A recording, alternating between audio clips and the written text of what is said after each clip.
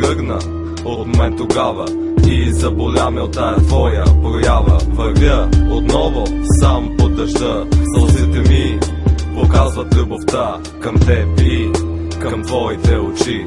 Плача, а продължава да вали. Мисля аз тебе да потърся, от самотата да се оттърся. Но дали ще ме приемеш при теб, или сърцето ти е късче лед и търся те пред твоя дом през прозореца. Погледна мълчешком, не отвори вратата и ми рече: не си част от живота ми вече.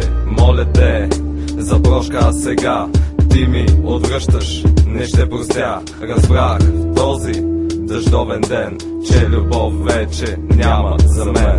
Прибрах се в 11:30 и чудех се дали надалеч да замина. Но разбрах, че живот без тебе няма, че той не е за един, а за двама. Взех пистолета в ръка, пъхна го в своята уста. Последните ми 2 сълзи за тебе бяха и за последно в мен очите ти изгряха. Гръм разнесе се в полунощ, запомни се от света тая нощ, в която доказа се това, че любовта е по-силна дори и от смъртта.